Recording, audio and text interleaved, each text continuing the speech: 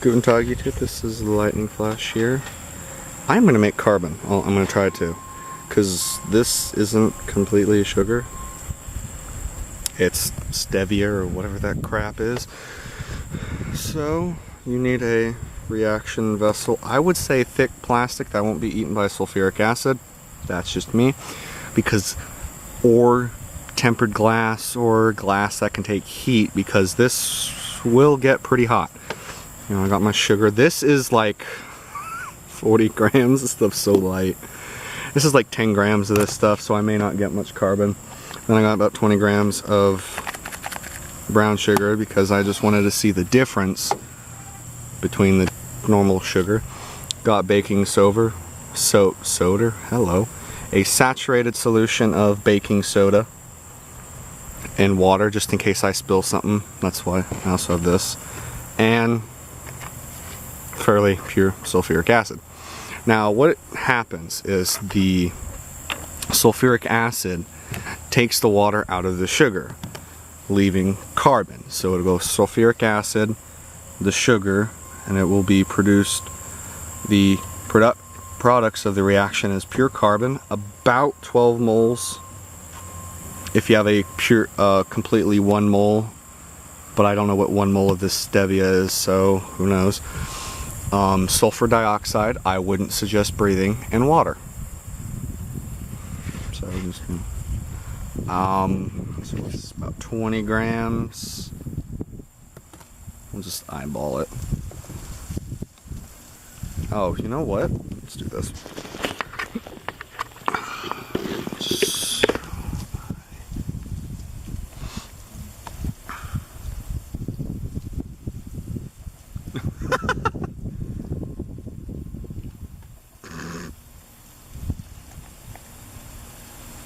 Oh, it actually does work.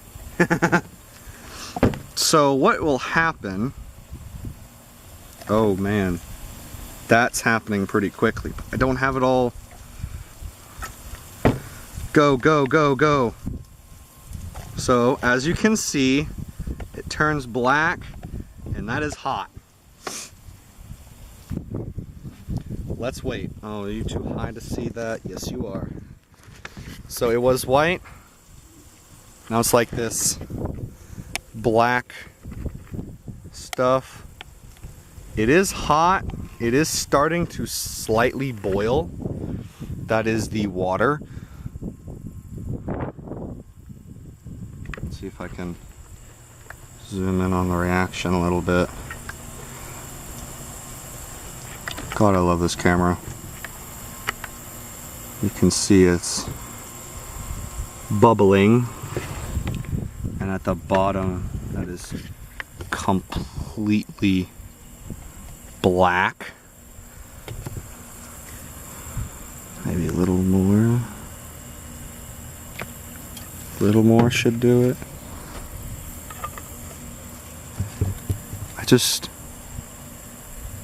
It's hot.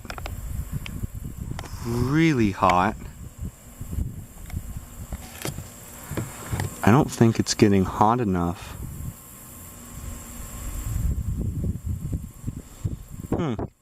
But this is there should be like a column of carbon forming. It's just bubbling.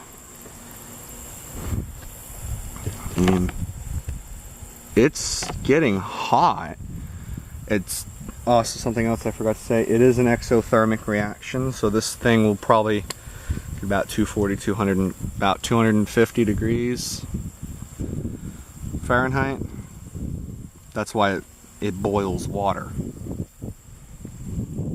That's why you also shouldn't use normal borosilicate glass, because it's susceptible to thermal shock, which I've actually done before. I've shattered a bottle out of a jar, glass container, doing this. Bubbles are getting bigger. Is it getting hotter? No, it's not. Okay, so this stevia. Don't know. We'll get that going I'll put the camera here to see if it point it a little bit down so to see if you guys can see anything else. I will prepare the brown sugar. Now, oops, sorry. Now, this brown sugar is going to be harder because this stuff likes to clump. Get that somewhat. I should have had to. Oh, what? Hold on, let me add more. I wasn't expecting to use this much.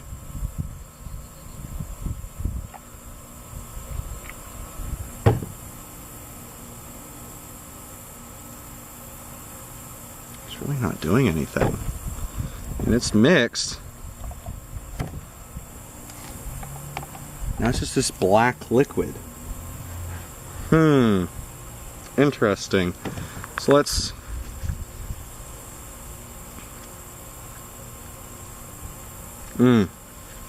Love brown sugar. Yes, I just tasted the brown sugar. Hey, it's brown sugar.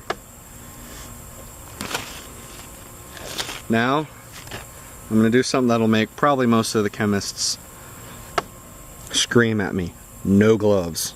Oh, is this still zoomed in? It's still zoomed in. Let's zoom out so you can get a bigger picture.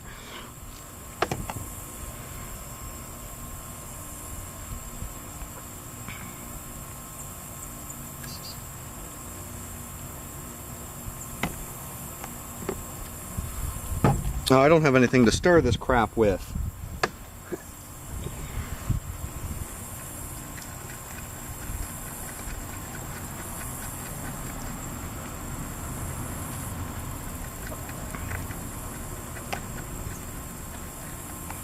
Oh, I may need more sulfuric acid.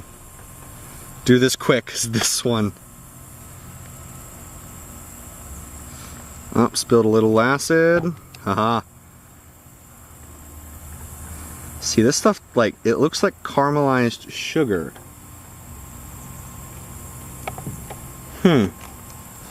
Oh. That one's hot again. Okay, where's my other glove? I am going to have one glove on because this is like terrifying now.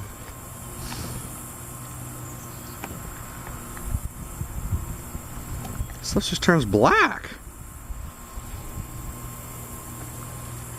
What's going on? Like, this stuff isn't hot anymore. I mean, when I slush, what is going on? I mean, there's still acid in here, isn't there? Whoa, yeah. Okay, that's how you know there's acid in there. That's, oh my. The plastic's melting. Whoops. Probably should have opted for a better container. And this isn't even doing anything. Not even heating up. Well, kind of. This one's just like melting the plastic.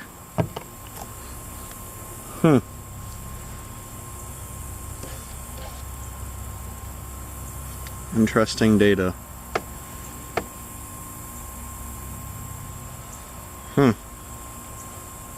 This is really different. Whoop. Oh, jeez.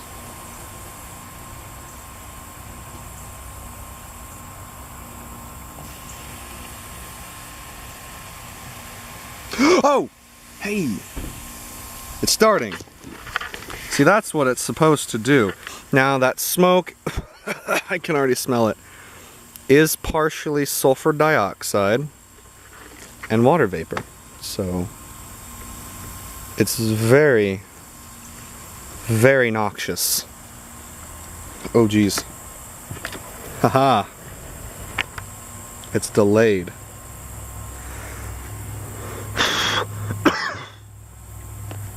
I'm gonna walk away from this a little bit. So it worked. Still going? Believed?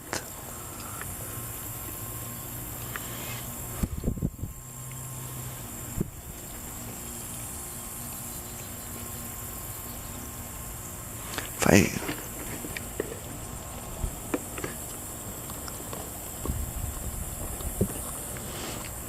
believe, oh man, if I can focus in on that. Oh, nope, my camera doesn't like that. There's a little bit of bubbling in there. Little bit. Now this will still have sulfuric acid. A little bit. Especially if you don't do it perfect. Oh my god.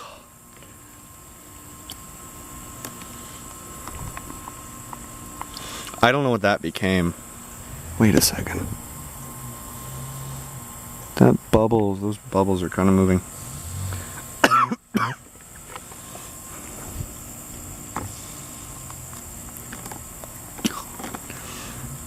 I'm gonna add more of this water.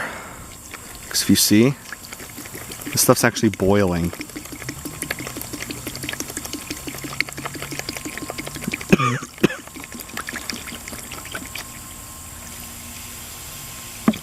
Oh, there's still acid on there too. What?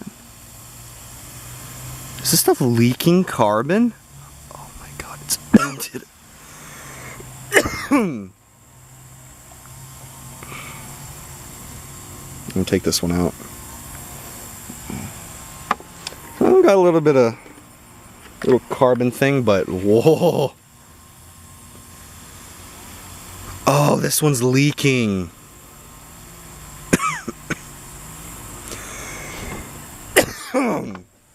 I'm so glad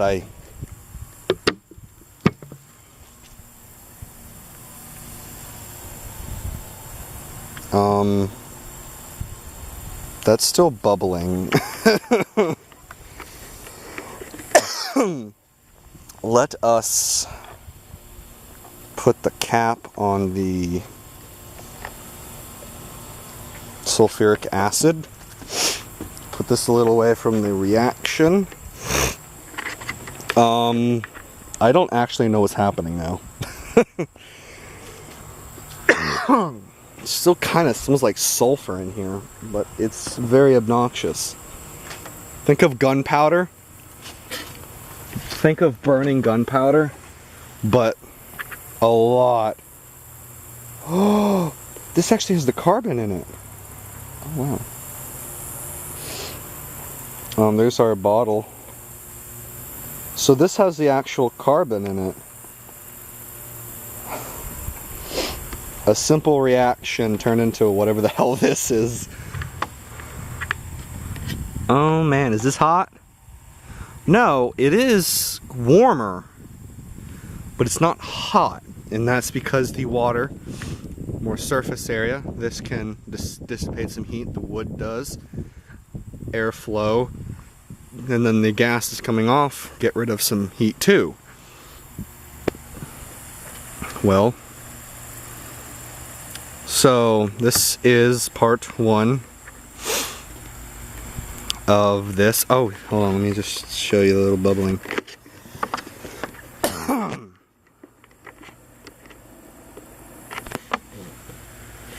Just listen to this.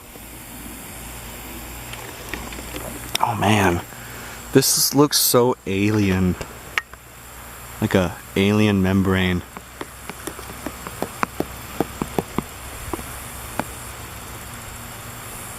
Oh, I probably shouldn't stir it as much.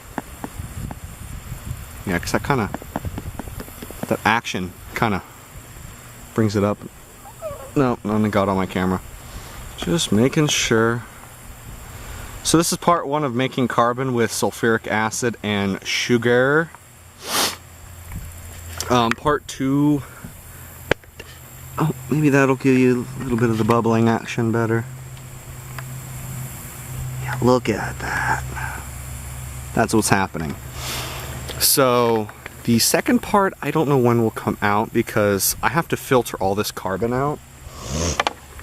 I have to clean it. This one's still a little hot, but I can handle it better. Oh, look at that. I have to clean the carbon. I'll take some pictures of the carbon. Whatnot. But, oh, here we go. Here's better.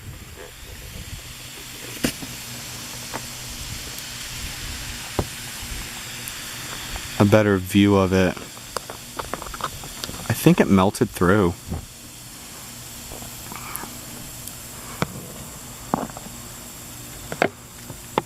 Watch.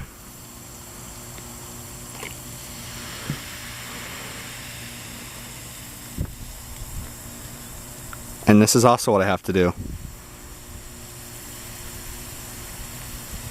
I have to neutralize all this acid now. So this will take a while. So this is the carbon. There's carbon in here, which is kind of obvious due to the color, because the sugar dissolved in the water, came out here, and then the sulfuric acid drove off some of the water enough to get it out. And this filtration process takes so long because I have to clean the carbon. I'll have to filter the carbon probably 2 or 3 times. I have to dry it, obviously. Filter it, clean it. I have some distilled water to do that with. Filter it again, let it dry for a week, week and a half maybe. Then I can take a little bit, I can sniff it because it'll smell like sulfur. And if there is still sulfur, I will have to get it out. Sulfuric acid, because that'll deter some of my reactions I want to do with it. Lastly, before I go, you may ask why I'm actually doing this. Well, I want carbon for a carbothermic reaction for reducing and creating manganese and zinc. Manganese melts at 2200 degrees, but manganese oxide melts at like 11. So as soon as the manganese metal is created, it solidifies and oxidizes again.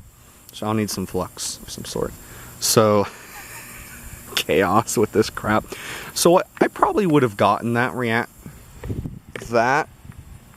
if I was patient enough. But I wasn't. So I don't know what to do with this now. Anyway guys, it's part 1 of making carbon. Next one is cleaning, filtering, part 1. Cause I have to get all this off. Oh man. So like, comment, subscribe.